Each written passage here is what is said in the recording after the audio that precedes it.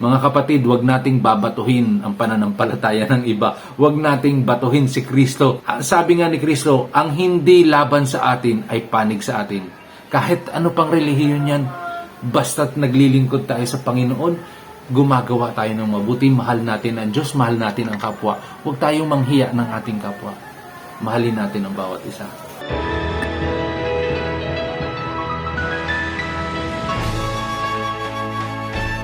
Dumampot ng mga bato ang mga Hudyo upang batuhin si Jesus. Sinabi sa kanila ni Jesus, Maraming mabubuting gawa ang itinuro ko sa inyo mula sa Ama. Alin sa mga ito ang dahilan kung bakit niyo ako binabato?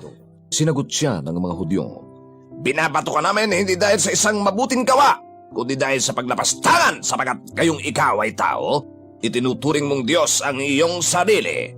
Sumagot sa kanila si Jesus, Hindi ba nasusulat sa batas ninyo, aking sinabi, mga Diyos kayo?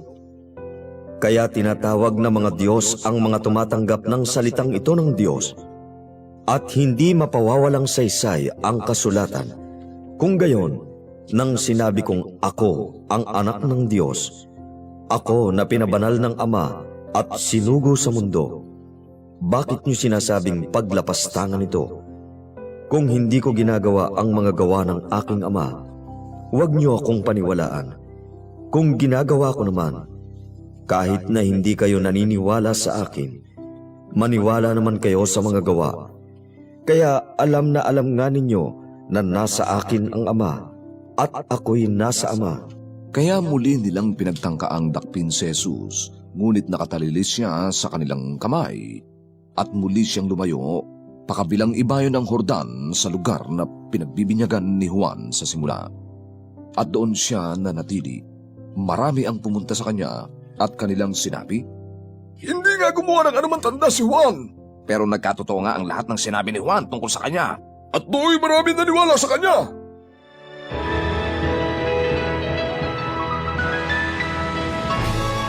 Gandang araw mga kabesa. Muli na namang pinagtripan ng mga Hudyo si Jesus. Gusto na naman siyang batuhin.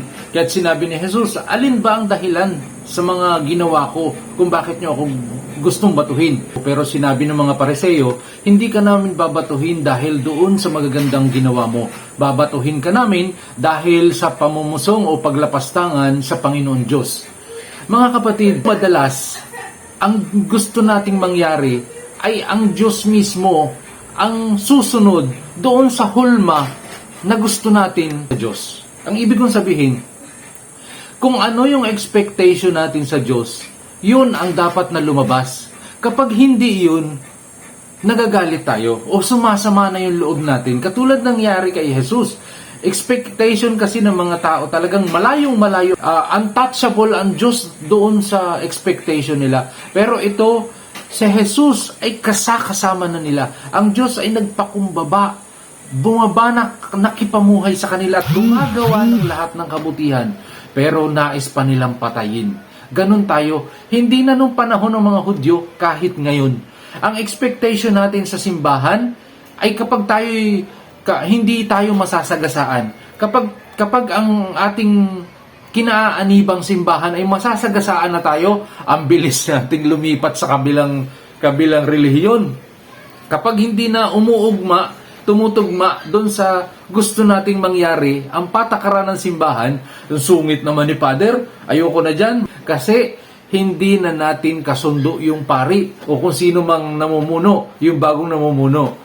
Halimbawa na lang, nung napalitan yung aming kura paroko doon, medyo mahigpit sa mga pasugal, ay talagang walang pasabong. Ay siyempre, nire-respeto yung pare. Kaya pilit na nahiwalay ang piyesta ng simbahan sa piyesta ng barangay, sa foundation. Sa piyesta ng simbahan, walang pasabong. Maraming tao ang nagagalit. Maraming tao, mga kalalakihan, mga sabungero, ang ayaw dun sa pare na yun. Kasi nawala yung sabong. Ang nakikita lang kasi nila ay yung kasiyahan. Hindi nila nakikita yung epekto ng kasiyahan na yun. Na kahit pambili na lang ng bigas, ng ulam, ay madadamay pa, matatalo pa dun sa sabong. Mga kapatid, ang Diyos ay Diyos. Kahit wala tayo, kahit nandyan tayo, ang Diyos ay hindi natin mababago yan. Ang Diyos ay mapagmahal. Tatamaan tayo ng kanyang batas, pero yun ay batas ng pagmamahal. Hindi natin mababago ang Diyos. Tayo ay mga lingkod lamang ng Diyos na dapat ay buong pusong sumusunod sa kanyang utos. Sa abot ng ating makakaya ay ipalaganap ang kanyang mga salita. Mga kapatid, isang brotherly advice. Kung dati bumabangka tayo sa mga kwentuhan, sa mga kung ano-anong mga kasiyahan, kahit saan pa yan, illegal man o legal, ichina-challenge ko po ang bawat isa na nakakarinig itong aking sinasabi ngayon. Orasan natin ang ating sarili. Bumalik tayo dun sa ating mga kasamahan at makipagkwentuhan. Within 5 minutes na pakikipagkwentuhan, sikapin nating ipasok si Kristo.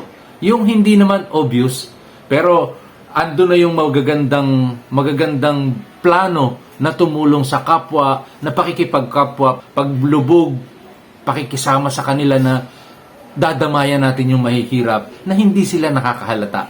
At gawin nating natural ang usapan, pero nag-i-evangelize na tayo. Mga kapatid, yan po isang magandang hamon. Diyan po ako dati nagsimula. Nabalikan ko yung, at pilit pa rin binabalikan yung mga dating kasamahan. At praise God, at gagabayan po tayo ng banal na Holy Spirit. Basta lagi lang po tayong magpakumbaba. Muli nating balikan ang ating nakaraan at akayin sila kung hanggang saan natin kayang akayin patungo sa Diyos. Life is beautiful. God bless us all. Amen. Buhay ng tao di maintindihan, minsan masaya, minsan unang dusa. Huwag mabahala, kaibigan ko, pagkat si Jesus nagbabantay sa'yo. Siya ang ating kaibigan, siya ang ating sandigan. Sa Kanya may buhay na walang hanggan. Sa ating puso'y papasukin siya. Habang tayo mayroon pang panahon, sarili natin ako ba'y handa na. Kung si Jesus dumating ngayon, sa Kanya ako magkakasama ba? Siya ang ating kaibigan, siya ang ating sandigan. Sa Kanya may buhay na walang hanggan. Sa ating puso'y papasukin siya. Huwag nang mag-alinlangan kaibigan ko. Sa ating puso,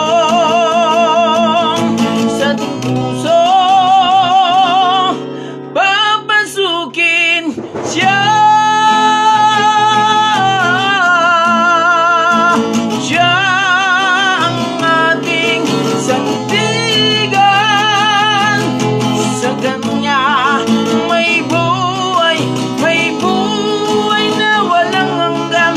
Sa ating puso'y papasukin